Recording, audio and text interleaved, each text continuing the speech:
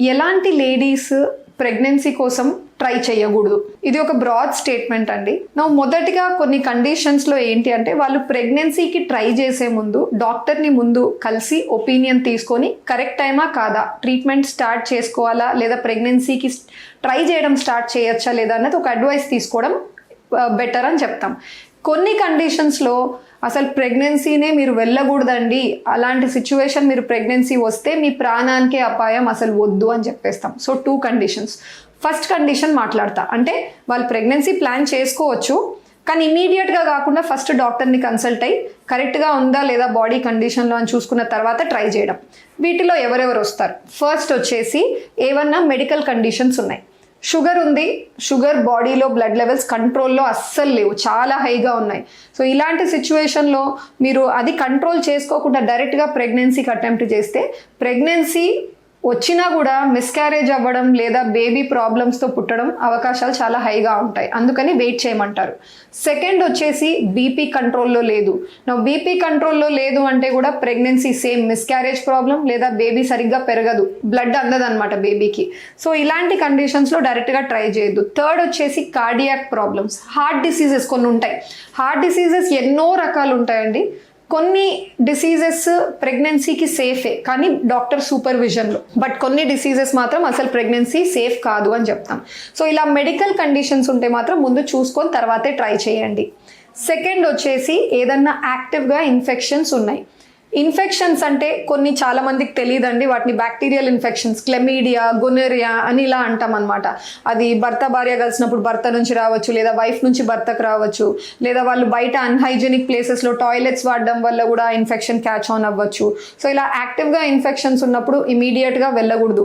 వెళ్తే కొన్ని ఇన్ఫెక్షన్స్లో ఏమవుతాయంటే ప్రెగ్నెన్సీ ముందుకు వెళ్ళదన్నమాట, ఇన్ఫెక్ట్ అయ్యి మిస్క్యారేజ్కి దారి తీస్తూ ఉంటుంది.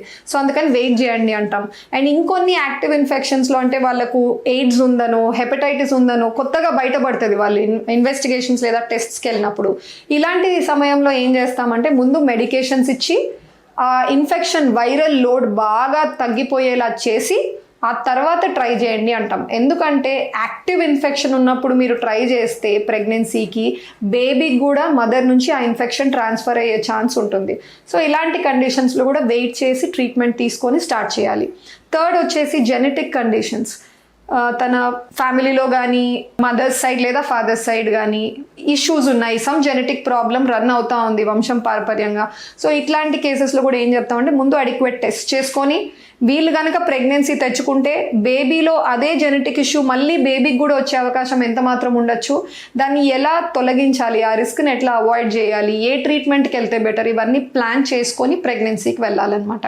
సో ఇటువంటి కండిషన్స్లో డైరెక్ట్గా జంప్ చేసి ట్రై చేయకుండా డాక్టర్ ఒపీనియన్ తీసుకొని రైట్ టైం చూసుకొని ప్రెగ్నెన్సీ ప్లాన్ చేయాల్సి ఉంటుంది.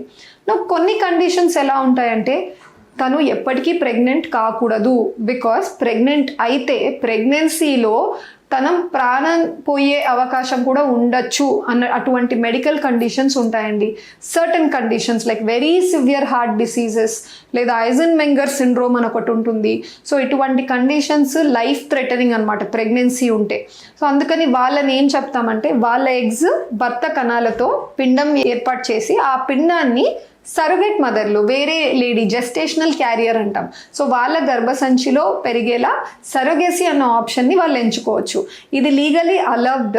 మీ మెడికల్ రిపోర్ట్స్ అన్ని మీరు సబ్మిట్ చేస్తే డాక్టర్స్ అండ్ లీగల్ ఎక్స్పర్ట్స్ ఎవరైతే ఉన్నారో ఈ సరగేసి వెళ్ళడానికి పర్మిషన్ ఇస్తారు. సో ఆ రిక్వైర్డ్ పర్మిషన్స్ తెచ్చుకున్న తర్వాత ఈ ప్రొసీజర్ ద్వారా వాళ్ళ ఓన్ జీన్స్తో ఒక బేబీని వాళ్ళు కనే అవకాశం కుదురుతుంది. Thank you.